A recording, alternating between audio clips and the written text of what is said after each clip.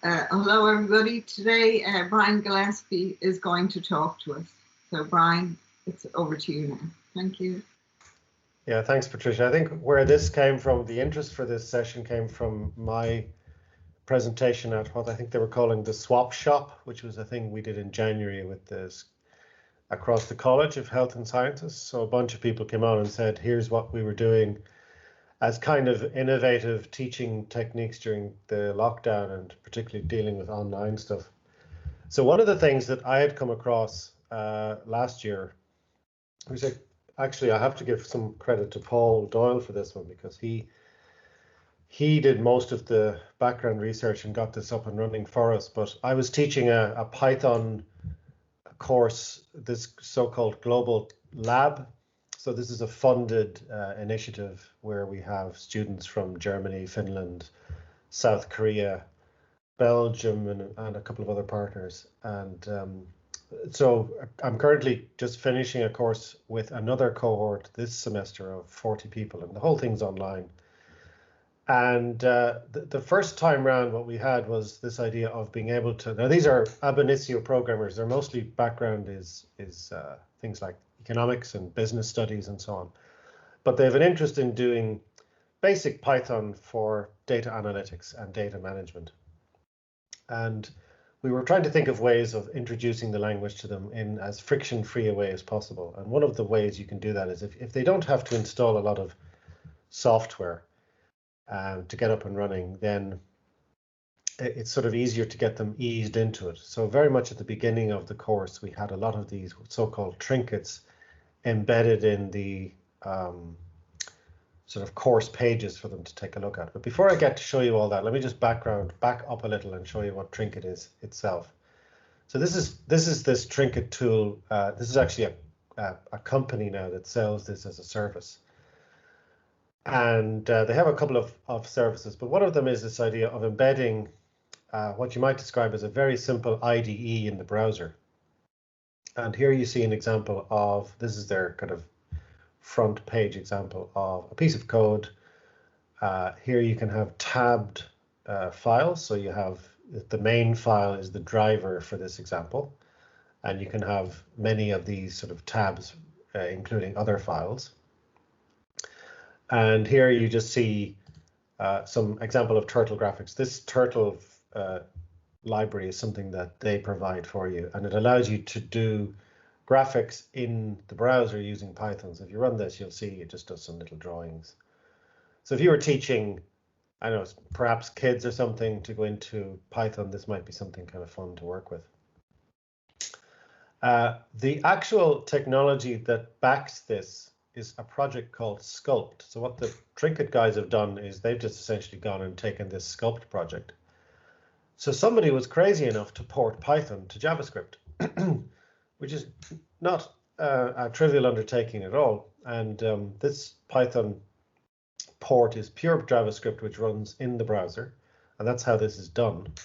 So you're not connecting to a server such that your Python is running on a server and then you're just displaying the results in the browser. You're actually running it in the browser. So it's got direct access to the browser DOM and is running there. Now, it's not a fully compatible copy of Python. For example, you'll see here that they're talking about the fact that they're catching up with Python 3. Now, Python 3 is a 10-year-old language. So the fact that they're still catching up is a limitation of a technology like this, because they're always going to be behind whatever the latest the C version of Python will be. But it's good enough for most purposes. And if you're interested in not having to use Trinket, and there are reasons why I'll talk about in a minute, you could just use Sculpt directly, and there are ways of doing that as described here. Now, the way we use it, as in Paul and I, we had this Global Labs Python course, which we hoisted a kind of a website for this. Now, this was an alternative solution to using Brightspace, because we had international students coming on board, and at the time we had some difficulties getting them registered through Brightspace. It usually takes 3 or 4 weeks after the course has already started, and we ended up having to build this quickly to give them a kind of stopgap access to the course material. But you can see the kind of thing you can do. This is just a basic sites.google.com, something that Paul works a lot with, as you know, from the school. And the usual things, you can embed your slides here, talk about what you're doing. So you could present the theory like this and various aspects of learning the language. And then down here, you can then just embed a Trinket on the same page so that you get this sort of learning experience where you do the theory and then you go down and you work on some problem. And in this example, what we've done is we've sort of presented some skeleton code and said, all right, you're to complete this piece of the puzzle. And when you press run, you should see some results over here. So if I was to just run this now, you'll see it'll produce some error of some type because there are pieces of this code missing. And what the students will do is kind of just go along and start building this out until this passes, and then they essentially will have learned something. And then in the following week, I would come back to this or something like this and say, okay, what did you get, and discuss the solution, work through it with them. So what it is just the ability to hoist some exercise or practice exercises inside the browser, so you get this kind of seamless learning experience within the web page. And a similar concept can be done inside Brightspace. So you can embed these things in Brightspace. So here's an example of me doing that. So I have just something like learning Python here, and I have set up two ways to do this. One is to just create it as a link. So if I click this, it goes outside the page and you'll get this link here. And you'll notice that this page is opened on the Trinket code page itself. So I'm going to taking the students outside Brightspace, and then they can do some practicing of here. Is an example of reading in a CSV file. And I can make that text a little bigger for you to be able to see a bit more clearly.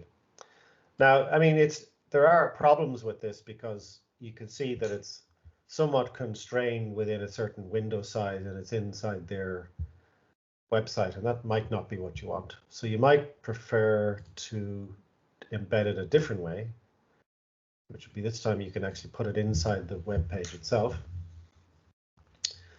So this is an example. So I have my Fibonacci code here. So this is just some, let me just make an example here, make this bigger so you can see. Here's another example, but this time I'm staying inside the Brightspace environment, but I've got the Trinket embedded here.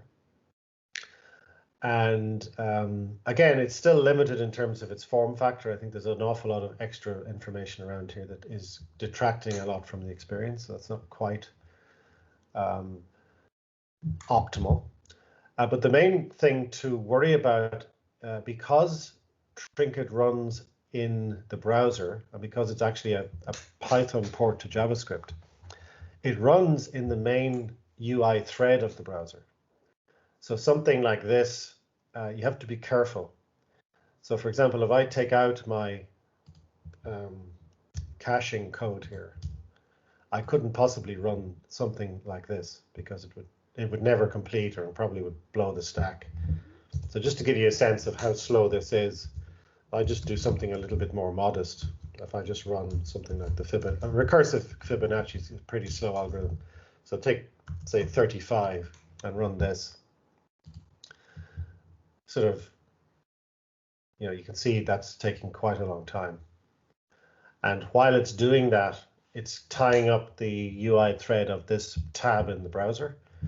So if you were to make a mistake and end up running some kind of an infinite loop or something, that could be difficult to retrieve or recover the browser. So that's one of the downsides of running code like this. But on the other hand, if you're smart and you use some techniques like caching, for example, I can make much more impressive things run, like getting the fib of 300. I mean, that's instant. So you get this stupidly long number, but that happened in no time by just being smart and not tying up the browser thread. So I'll just show you one project though that some researcher friends of mine at Trinity are working on, which I think is kind of nice. So what they're doing is they're using Sculpt. This is the Python port to JavaScript that I told you about, that Trinket works from. And they've developed this project called Pitch. And Pitch is, now this is just an aside here, but if you're interested, you could support these guys. It's a very interesting project. What they're trying to do is, and I've worked with both of them in teaching Scratch to my kids' school, and we were kind of part of a team of volunteer Scratch teachers. And what Ben, who's kind of the lead on this, was interested in seeing was, could you build a system that ran in a browser, which Scratch also does, which could sort of bridge the learning for, say, advanced to intermediate Scratch users into the Python world. And so what they're doing is they're building a kind of a Scratch-like Python learning environment using Sculpt, and they're calling it Pitch. So here's an example. Let me just pick here's the featured project. So what they do is they bring you into this IDE here, and what you have is Python code, but behaving in a kind of a Scratch world. So what you get is this concept of, you have your output window here and you have your code here. And you'll just see if you squint, any of you who have experience with Scratch will know that you have these concepts of these event triggers. So for example, you have when key is pressed and when green flag clicked, this kind of thing. And what Ben is doing is he's basically using Python annotations on top of Python function codelets here. So the idea is that the student kind of writes a piece of logic and then attaches that logic to an event using an annotation. It's kind of a clever idea. And then you can kind of build this first. It builds the scene. It has all the same kind of ideas as Scratch. You have backgrounds or the stage, and you have foreground sprites, and then you can basically run this. And the idea is you can use the arrow keys in this example to go chase the little ghost and try and get the bird kind of catches it and so on. So that's what they're doing with it, which I kind of think is interesting. So there is something interesting you can do with this version of Sculpt in the browser. Trinket is one of them, but again, just beware that you'd have to have your own account to make that work properly. Okay, so let me pause. So there's some other stuff I want to show you, but I'll stop now and let's talk Trinket if you've got any questions. Hi, Brian, this is Patricia. It looks very interesting. So there, if you're running it on their environment, does it mean you can't add new libraries and things like that? Yeah, so that's a really good question. So you can see here that because I'm able to import CSV, which is part of the standard Python library. Let me just make a new Trinket and see if there's a few. So this could be to do with the question of what you get for the free one.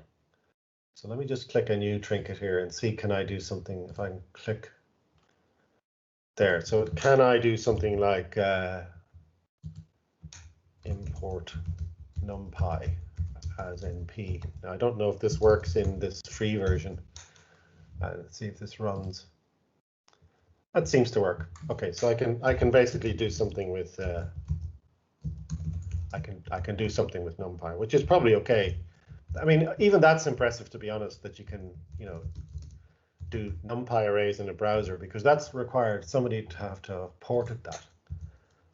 So they've had to take the NumPy library and port it to JavaScript. So I guess in itself that's okay. So that seems to work. So I haven't tried pandas. Have we tried pandas? These are sort of the serious end of things if you wanted to do any kind of serious data. Can you do pandas? What will I do? PD. Make a data frame. Hmm? Make a data frame, maybe. Yeah, I'll do something a little bit less ambitious. I'll just see if this works. And I guess it does. So okay, so that's not too bad. It's kind of impressive. Yeah. Okay, so you've got two of the main libraries you'd probably be using for this running in the browser.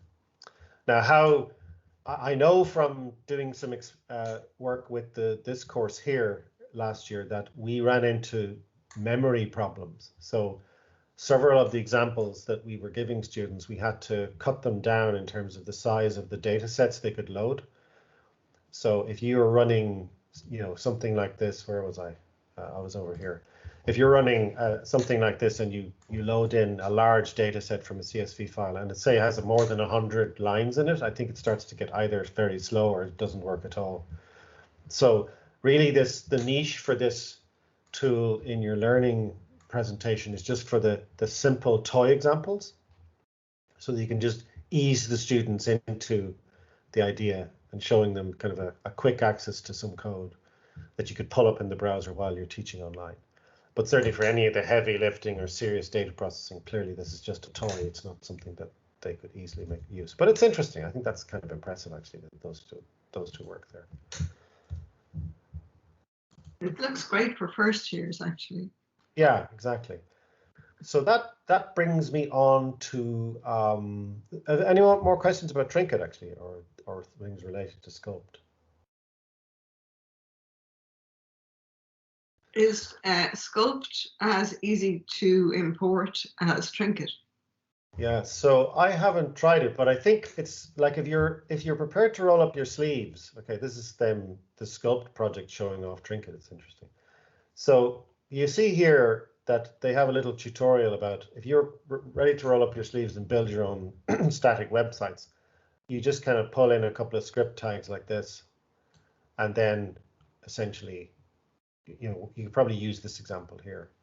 Now you've got all of these kind of issues that you're going to have with JavaScript. So if you're not comfortable writing JavaScript, that's probably not something you want to get into, because you have to make asynchronous code blocks here, because the Python interpreter is going to hang the browser because it's going to be taking so long to fire up and run things.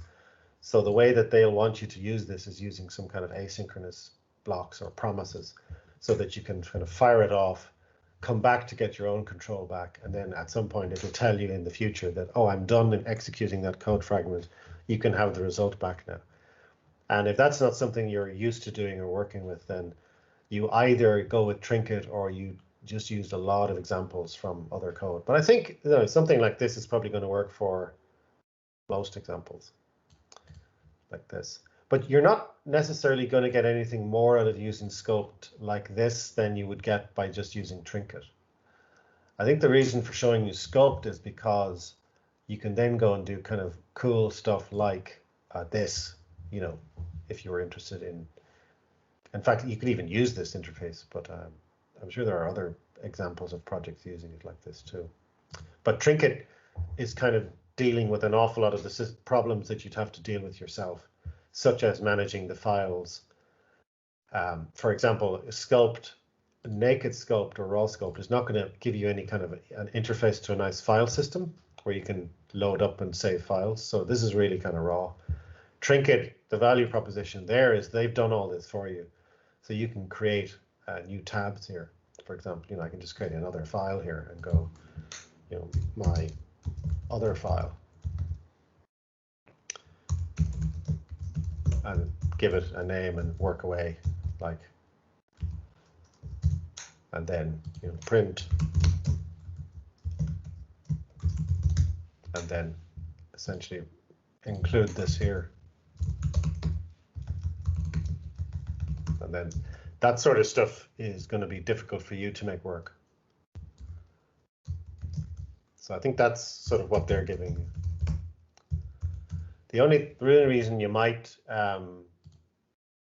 do it is not my other files in a package. Probably I have to, I'll have to figure out how to do that. Oh, you don't want to put the POI at the end.